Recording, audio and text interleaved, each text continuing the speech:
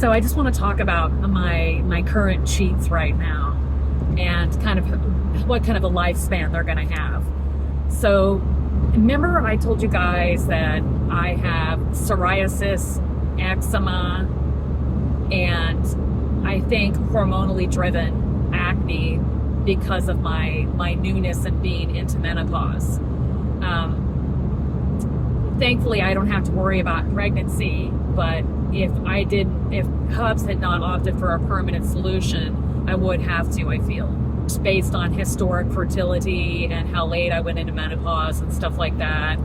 And every time my body kind of tried to give up menstruating and go into menopause, if I had gone back to carnivore really strictly, carnivore, not keto, because keto didn't seem to have the highest level of fertility the way carnivore did. It seemed like carnivore ensured my hormones being at an optimal level, and it was quick.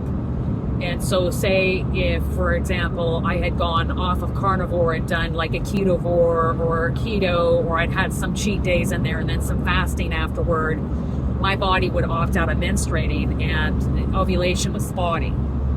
Then the minute I got back on carnivore clean eating, within about 2 or 3 weeks, my periods were back, my ovulation was back. So no one can convince me that carnivore isn't the absolute species specific highest level of nutrition that a human being can have for the potential for optimum health. No one can argue with me that way, because twice I did that experiment and twice my period came back, and the second time it came back, I was up the ass at 55. So that was the last one I got. And then when I started the last time, last May 1st is when I got real serious about clean eating, and it never came back. It just kind of petered away, and I turned 55 that summer, and then I didn't have another period. So I'll be 56 next month, and I feel like I'm out of the woods, but I don't feel I'm out of the woods with fertility, because even though my period had stopped, I ovulated a few times after my period stopped. So you can ovulate without a cycle. It's like my body was just doing this Hail Mary grab. It was like, maybe. Anyhow, right. But I think fertility speaks to a certain level of the host body being in a nutritious state. So there's that. Now, I know as a Hashimoto's girl, which is, I keep repeating this because I don't know who's listening to my videos or who's not, and how many times they've heard this or if they've never heard it.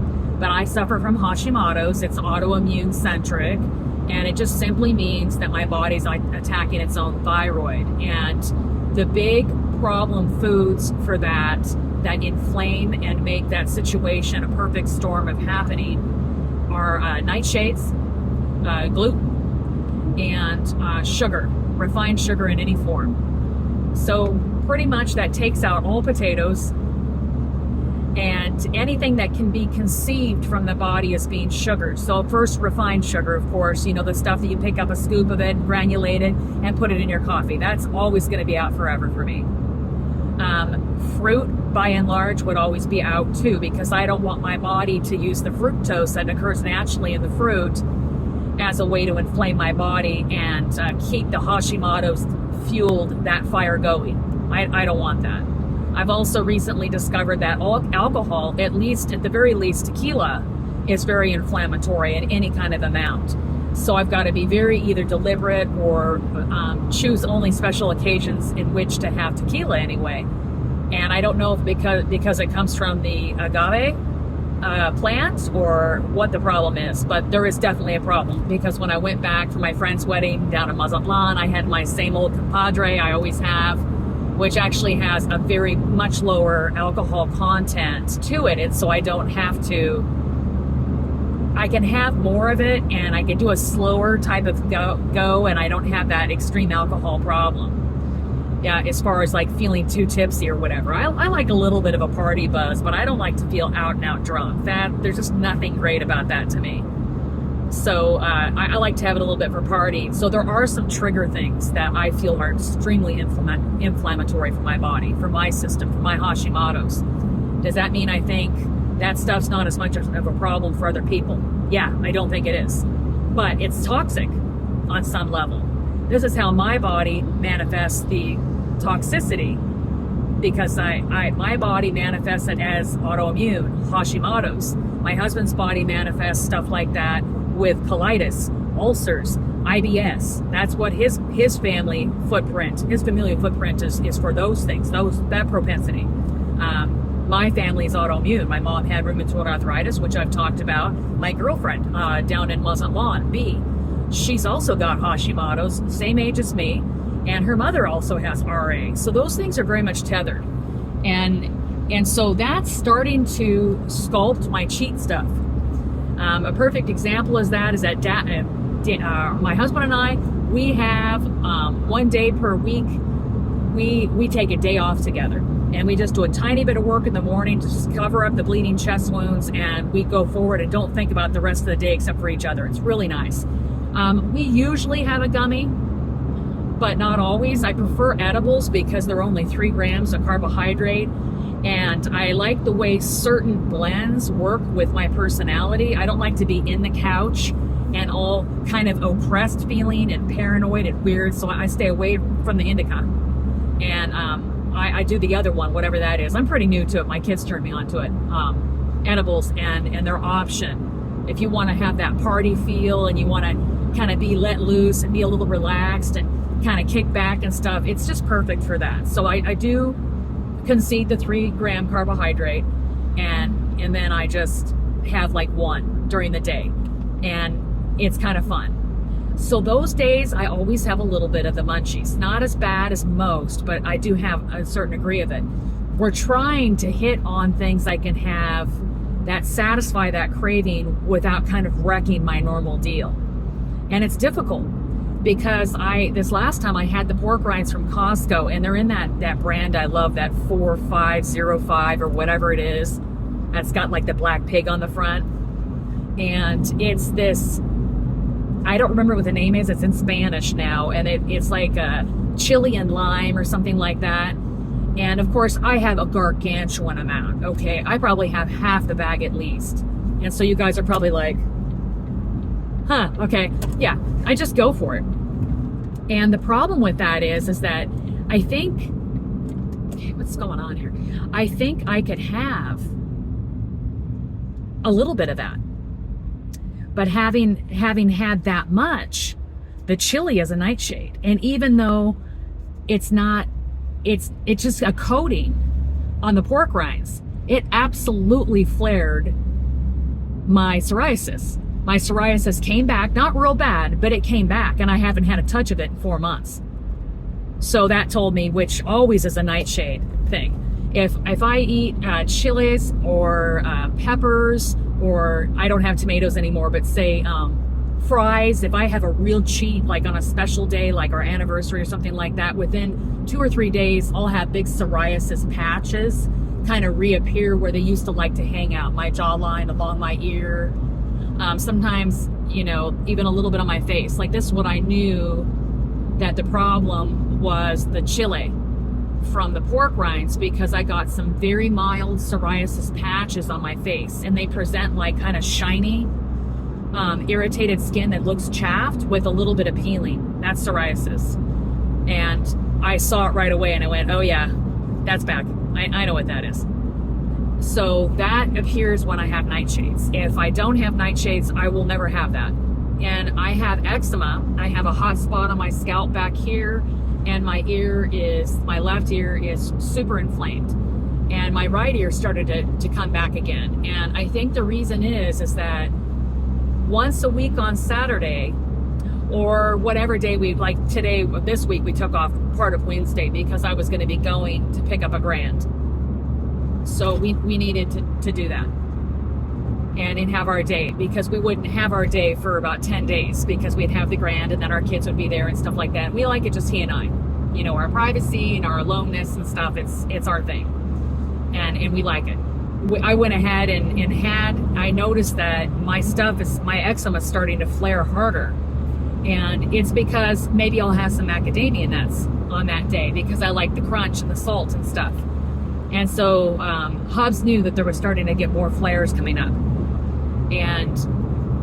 And we know it's because he put some Tabasco, say, in the dip that we had, or some chile, or I had the pork rinds with the chile. And so that made my psoriasis. Anything nightshades is pretty much going to juice up my skin.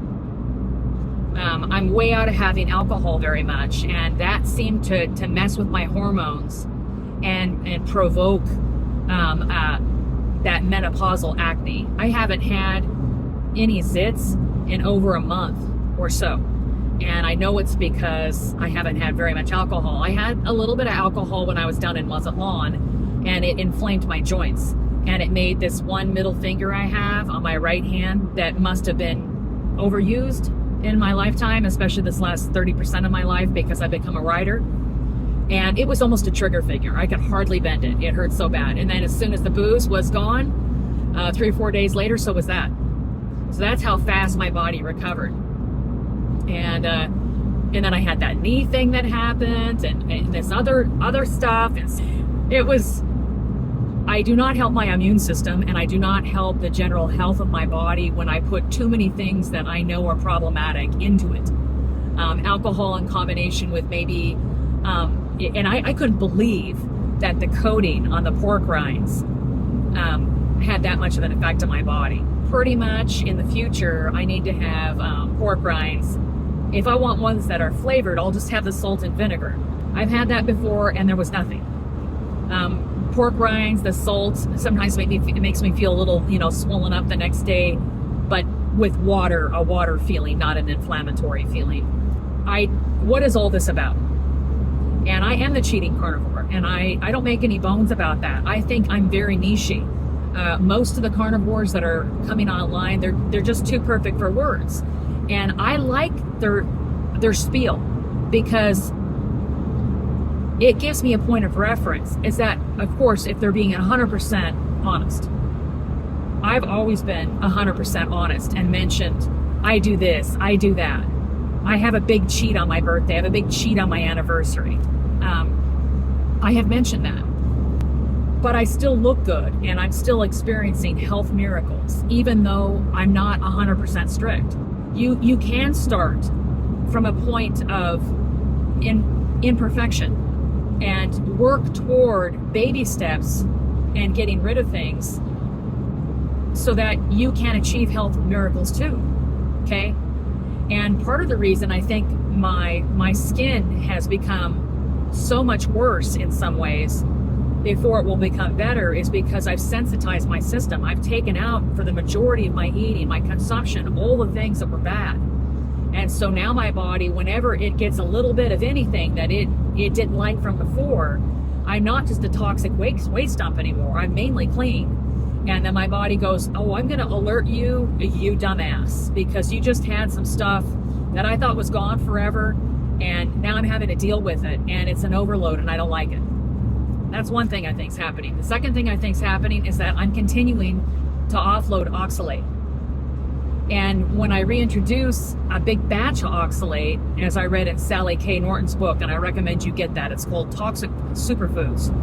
I recommend that. It isn't a scientific slog to read through, but there's a whole bunch of information packed in there that makes a lot of sense. And she's well-spoken, literate, and smart. And she has her act together. And I liked it. So go ahead and look that up. But when say on my birthday, we go to Red Robin, which we don't plan to because we've got a little bit different situation going on. We actually plan to go to a different restaurant. But say I went to Red Robin and had my normal 4 baskets of fry spree with 2 tubs of ranch. Well, that's a huge amount of oxalate in my system. We're looking, 500 milligrams or whatever, however, way it's measured, going into my system that has been at 0 oxalate for a couple months or something, say, or minimal, like negligible trace. And then my body goes, oh my gosh, this is a poisoning. We have to address this immediately. Everything stops. And the body starts an aggressive protocol of exportation on that one big load of oxalate. And I just set myself back two weeks at least of healing. Okay? So you got to want it. And what I'm saying here with this whole video is I don't know how much I want it anymore. I'm thinking that even though I'm the cheating carnivore, I'm moving in a direction of cheating less. Not because I feel bad or I'm guilty or whatever. It's not an emotional thing, it's a physical thing. I'm thinking I want to get down my off-the-rail cheating days to the two that matter to me. My birthday and my anniversary. And that's kind of what I'm thinking it's going to be this next year. Next birthday, that'd be it. And then that's in July. And we go down to Mazatlan in November. And so August, September, October, November. So there'll be 4 months of clean eating there. Now, how can I make my special day off with Hubs work in my favor? Where I feel like I'm having a good time and I'm hanging out and I've got treats that I like. Well, I think if I have Rebel ice cream, I could get away with that if I didn't get the peanut butter one. And I could get away with, of course, cream. You know, the whipped cream, sometimes that's just great in a bowl by itself. I just love it. And the other thing, I think the pork rinds is okay, but I'm probably going to have to go to the salt and vinegar. I liked the hot chili one with the lime, but it's obviously a problem for my skin. And I don't want to go backward on that. My skin was so bad even a year ago, I was embarrassed to go out. I just felt like everybody was staring at my horrible skin that was chafed and red and ruddy and blotchy and zitty, and it was just so bad. It was just an absolute disaster. And the only thing I've changed is the clean eating. I've made sure that and I also think taking my fats up to around 200 grams, 180 to 220 grams a day has been a game changer as well. My skin started to smooth out, appear more plump and more moisturized with nothing on it. And I know this, and I'll tell you why. It's because I have a 10 times magnification mirror. I look at it every day. I have a point of reference to where my skin has been before and where it is now. And even taking into consideration my advancing age. So in other words, 3 years ago, my skin looked about this good, but maybe not quite so good because I didn't have that hormonal influx yet, and I wasn't in the real bad skin territory yet. And then that hormonal influx came, and that opened the door, Pandora's box, for all this other skin stuff to surface and get real bad. So I've been working on it steadily for about a year, and it wasn't until I started to really up my fat grams from about 120 to 160 to about 180 to 220. That was a game changer. My skin looks better, and I'm remarkably unlined. I do have, number 11 between my brows, and I have a little bit of fine lines starting around my mouth, but they come and go. And they're basically gone right now because my body is getting the fat it needs in surplus. And so it's able to just go ahead and toss that surplus at areas it doesn't care about as much, that aren't vital, like my skin.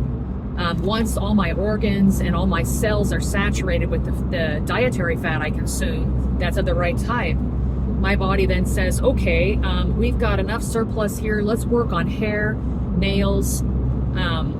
Let's be the facilitator for the protein the host body's eating and channel all this surplus into the skin and the hydration of the skin and the oils, sebaceous oils on the scalp, and all those things that make hair look shiny and skin look good. I mean, when I was a young woman, my skin, I used to pat it down with these little special tissue papers because I always had that T-zone glow. And then that went away pretty hardcore about 10 years ago, comparatively. And then once I hit menopause, it's like that really dried up. Now, I haven't had any change in my libido or sexual drive or any of those things that I hear a lot of complaints about, which I also attribute in large part to my diet. I'm eating a nutrient-dense diet, and it's meant to regulate weight, fat, and hormones on women, because as a human being, that's where it's at, hormones. And I should be able to transition into menopause without wanting to just pitch myself off a roof because everything's so miserable. I should be able to do that. And I think carnivore is a large tool in the arsenal of success with that. So I'm very excited about the potential. but I want to assist my body a little bit more and be very, very discerning about what I cheat on. And I want the large cheats to kind of stay contained to my birthday and my anniversary. And the alcohol to be a very, very discerning too. Like no daily drinking. No daily drinking. I'm thinking more along the lines of weekly at most. And I think I've drank one time since we got back from Mazatlan on the 29th of May. So today is the 22nd. So I've only drank once in 3 weeks, essentially. And that's about good for me. And I thought that the vodka didn't bother me. I had a vodka mixer with the Waterloo. That's another thing. I'm interested in having vodka when I'm here in the States, because I don't like the tequila they have here in the States. It's got 40% volume of alcohol, and it's just not that great to me. It's sort of a meh.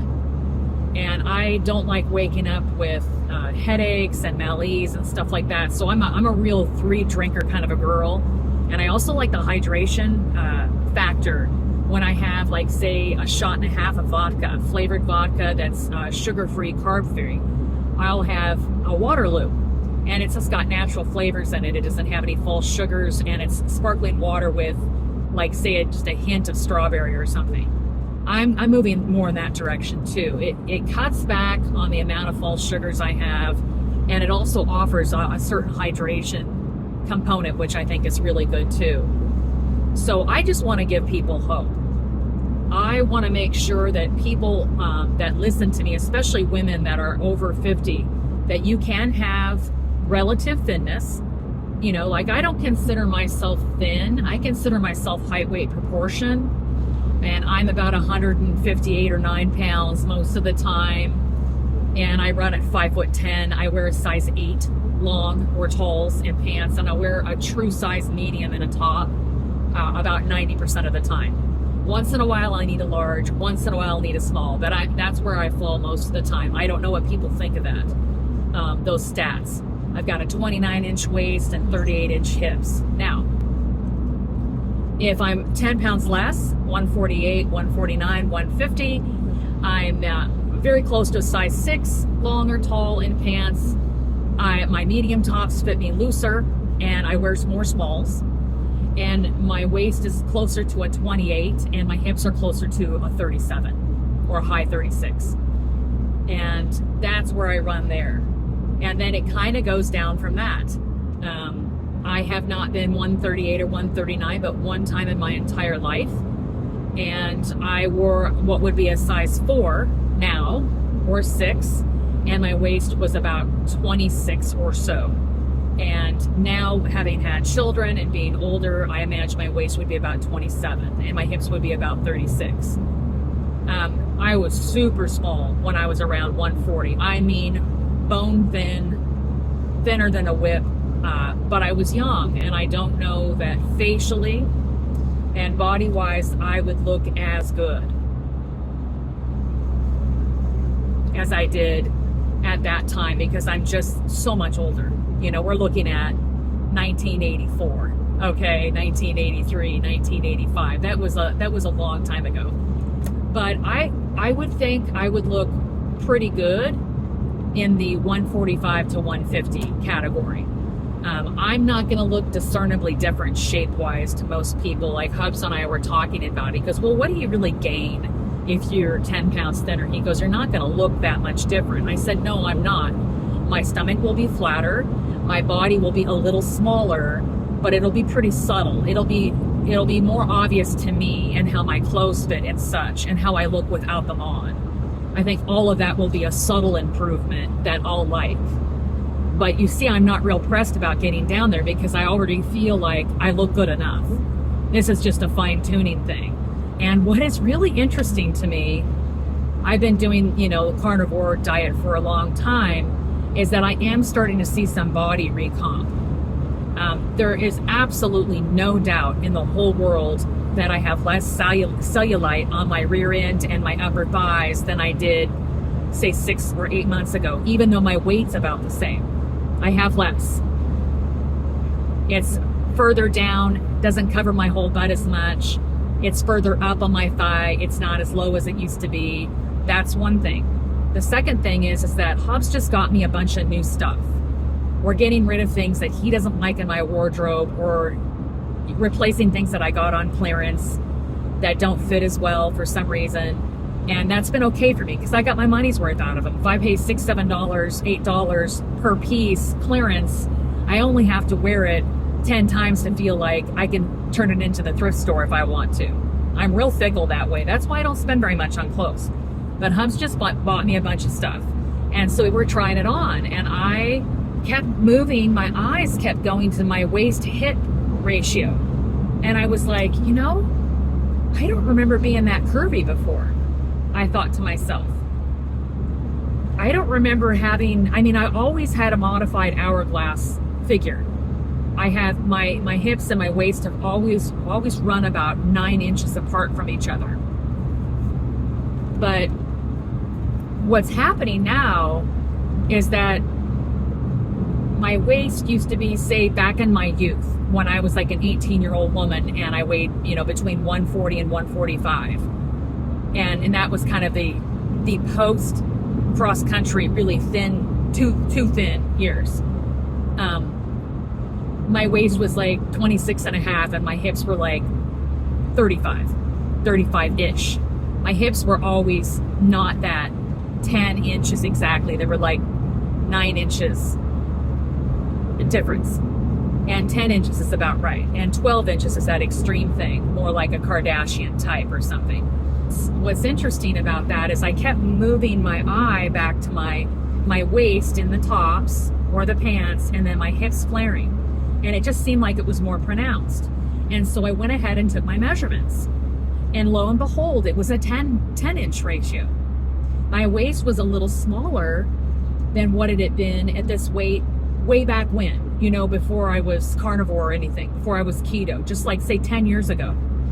And my waist was like 29 and my hips were like 37. Now my waist and hips are coming closer, but further apart. So my hips are now closer to 38. They're pushing 38. And my waist, instead of being 29, is more like 28 and a half. So somehow my waist has gotten a little bit smaller, not excessively, just a half an inch or so. But my hips have gotten almost 3/4 of an inch bigger.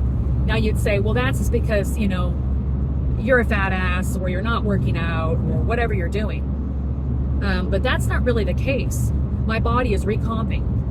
And I heard about that from other carnivores, and I was thinking it might be malarkey. But I guess it isn't malarkey. It's very subtle. It's very subtle. The person that's going to notice it is the person that's keeping tabs on their measurements. And I used to think that was crap. But now that I'm doing this, I'm actually thinking that I should have taken measurements when I first started keto, no matter how gruesome they were. And it's better. And then also, in combination, I'm not as inflamed. And so now I have to wonder, is this what my real waist measurement would be without inflammation? Like maybe inflammation was bulging out my waist measurement. I just don't know. There's too many variables. All I know is I'm like 28 and a half and 37 3/4 on my hip. And that's more what my measurements are. So it's possible that if I lost 10 pounds through real diligent, slow process of continuing to eat carnivore clean while continuing to do a little bit of muscle workout and walking, but not on a huge regime, like 4 or 5 times a week, walking an hour, and this continues to happen, could it be that I'm sub 28 in my waist at 150 or below, which would have never happened before? And then my hips kind of remain at like a 37 plus. That would be the first time in my adult life as a woman that my measurements would actually be even a little bit better ratio, because they did studies where men were quizzed on what woman looked the most attractive to them. And almost without fail, there was a ratio a very narrow ratio in which the men perceive the women's figures to be attractive. And it wasn't really about thinness. It was about hip to waist ratio. And it goes back in line with fertility also. There's a greater chance of a woman having a higher fertility when her waist to hip ratio is X. And I don't know if it was like a 0.078 to 0.083 or something. It was pretty narrow. It was a 0.05 variable or something. And where I am now already goes in there. Where I was as a young woman with a 9-inch difference, it was in there. But the perfection number is where you're at 10 inches and more. 10 to 12 inches is the absolute perfect numerical symmetry that men find attractive. Now, if you don't care about a man finding you attractive, this won't matter to you. But since I'm super heterosexual, I think, my whole bent on whether or not I look attractive is that I like what I'm wearing and how I look, and then am I attractive to Hubs? Because I look at him as like the pinnacle of maleness. His opinion on my outfits and my body and my face and my hair hold a lot of weight to me, and mine do for him too. We want to look super good for each other, and that's a priority in our relationship. So I'm actually not seeking other women's opinions or accolade. I don't care what other women by and large think of me. I care a little bit more when it's my, say, a daughter-in-law or one of my friends that I hold in high esteem. Otherwise, I just simply don't care. It's what does Hubs think? What do I think? And not in that order. Because I can't feel good about myself if I'm putting on an outfit like a costume. You know, oh, let me wear this because Hubs likes it. Well, let me wear it because I love it and he also likes it. That's where it's at. Because I have to be comfortable and feel sexy and pretty and feminine, and that's really important. So I know this is a long video and you guys are probably like, wow. But I packed a lot of information in here. I talked about a lot of different things. I talked about hormones, fertility. I talked about being height weight proportionate. I talked about attractiveness. I talked about ratios. I talked about weight and measurements, and a couple things to recap because I'm about ready to go, and I'll probably do a different video on another subject entirely. It is very important to take measurements when you're doing carnivore because there will be a plateau. There will be a stall in your journey, and you want to see that if you're not losing anything on the scale for a month, you're losing inches. That means your body's recomping. It's using the fat on itself because it can, and there's plenty of it, okay? And that's not a diss, that's just a fact. So you want to be able to have that. So take your measurements and use the scale as a secondary method. Use that as a secondary method because the scale really works for me. I am fat burning and I don't carry a lot of water, you know, generally anymore because I'm eating kind of the same things all the time. So my recommendation is when you get to that point, you can rely on the scale a little bit more. But don't weigh yourself after you've overindulged. Don't weigh yourself, you know, after your period or before your period. Give your body a little bit of a break and give your mental framework a little bit of a break if you're female.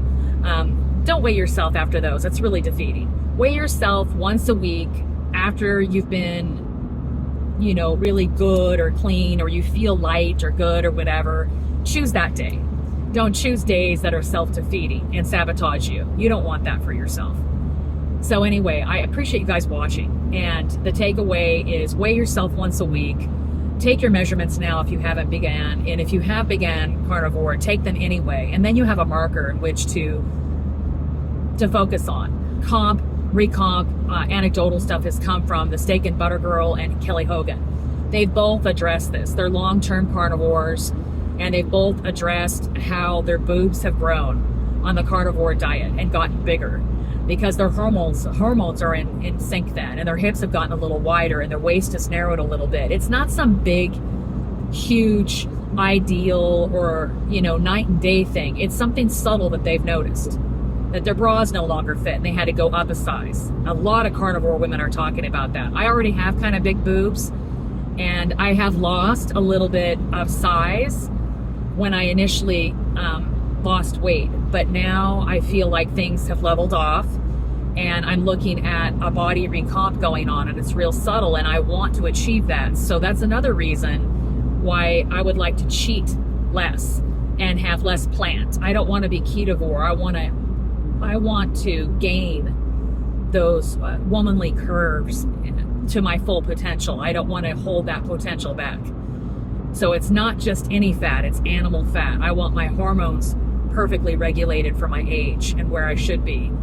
I want to feel good. I don't want any phantom pains or malaise. I don't want any of that. So the message here is to go as clean eating as you can, but do it in the way that keeps you on the straight and narrow. Don't allow yourself to try to be so strict in the beginning that you fall off the wagon and you can't get back on. That's always going to be my message, I think, because I'm still realizing a great degree of improved health, psychology, mental acumen, all kinds of wonderful things that I know personally because I know the point of reference. I know myself, and I want that for you guys. And I'm not worried about carnivore taking the world and us not having enough animals and stuff to eat. It's so narrow with everybody having eaten a different way before that a lot of people won't be able to do it, but there'll be some that can. So I'm gonna go, guys. I need to have something to eat. Talking about all this food, wow. Anyway, thank you for subscribing, and if you haven't, smash the subscribe button. Give me more subs so that I can keep delivering my message. I'm kind of a hobbyist now. I'm having a hard time getting my videos up with regularity, but at least I'll want once a month. When I was trying to do once a week, and I just couldn't manage it. So I'm sorry about that, but I will be faithful. Okay, love you guys.